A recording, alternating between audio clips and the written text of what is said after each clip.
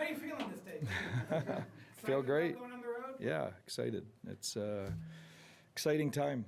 You know, I think when your life flashes before your eyes like it did the last 10 minutes of that Game 7 the other night, and you get that close to your season ending, I think you appreciate, you know, every day you can come to work and are still alive here.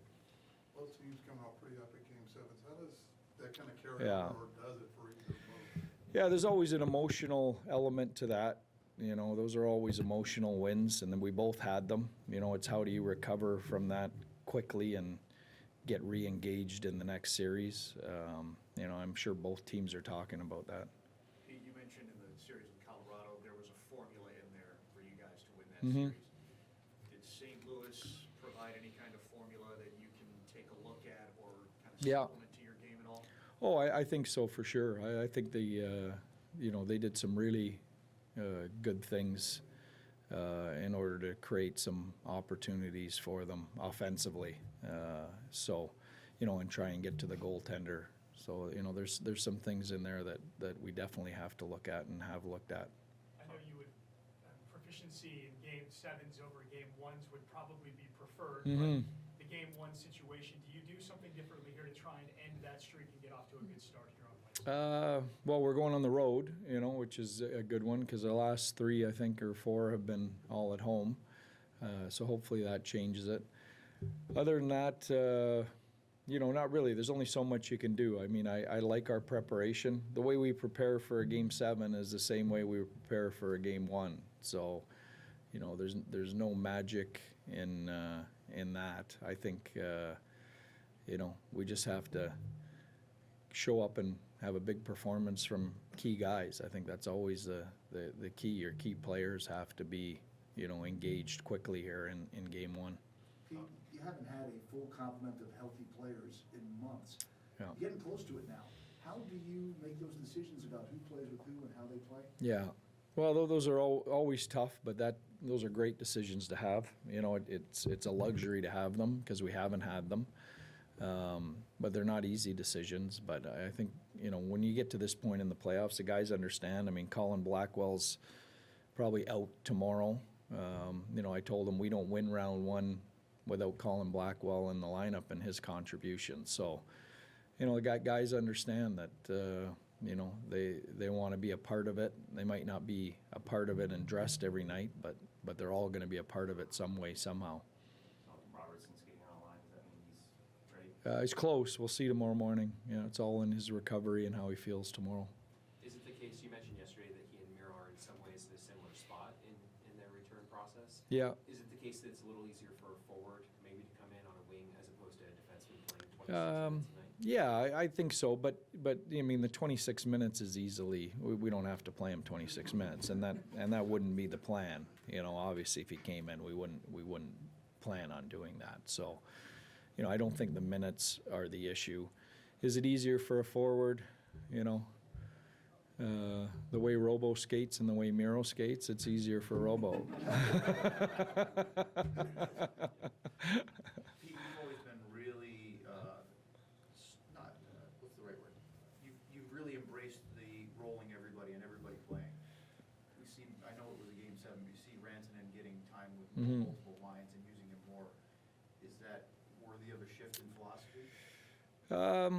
I don't know. I mean, I think it's situational. We're behind in games. You know, I think it's natural to load up some of your offensive guys. So, you know, I think situationally, yes. You know, he's definitely a guy that can handle some more minutes than not everybody can handle big minutes. You know, he's built for that, and we don't have a lot of guys that are built that way.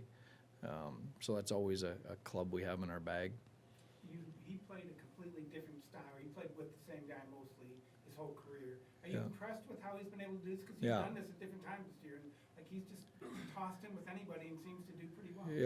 Yeah. No, his transition, despite, you know, what's been written, I think has been exceptional. You know, when I think about some of the big name guys, you know, I think Barry Trotz called them legacy players that have been in one place for a long time that have been traded. Yeah. You know, he had Stamkos and Marchessault, Joe Pavelski, you know, I think of Huberto in Florida to Calgary, you know, none of those guys had an easy transition, so I think he's way ahead of schedule. When you look at Miko, obviously it's easy to see the impact he's made on the team, but he wasn't the only mid-season addition. Talk about these guys, Yeah. trades and how they've impacted this team.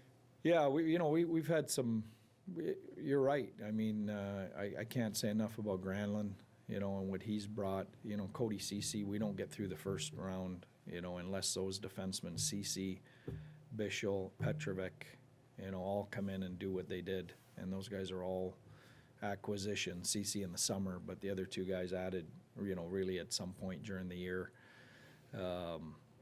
Yeah, I mean, you know, that's what it takes, and those guys have all had big contributions. Pete, if you could pick one thing that the guys execute right tomorrow to get a win, what would that be? Oh, that's a good question. You know what, I think, yeah, you know what, I don't know if it's one thing. We have to handle the momentum in that building. You know, the one thing you take from the St. Louis series is they were a different team at home than they were on the road, Winnipeg, and at home in that building, you know, they really feed off their crowd and that environment. So we have to manage that and everything that comes with that.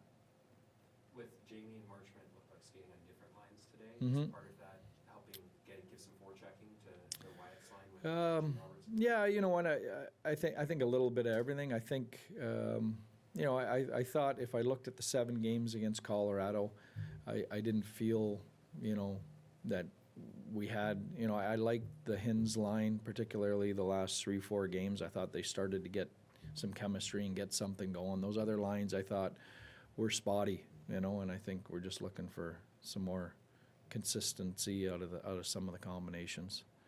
Is there a point during that Blues series, like Game 7, that you're thinking, all right, let's start prepping for St. Louis? Oh, for sure. Yeah, I mean, I think that's natural.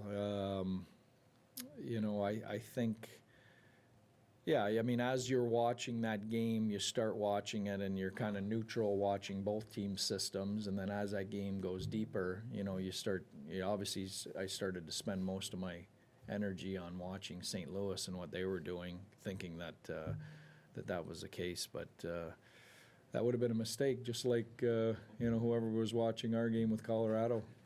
Pete, what do you personally expect to see from Connor Hellebuck? Kind of saw both sides of it. Yeah. Oh, I think I'm sure he's going to be great. You know, I'm sure we're going to see the guy who is up for the Vezina, and we have to be prepared for that. Okay, thank you. Thanks, Pete.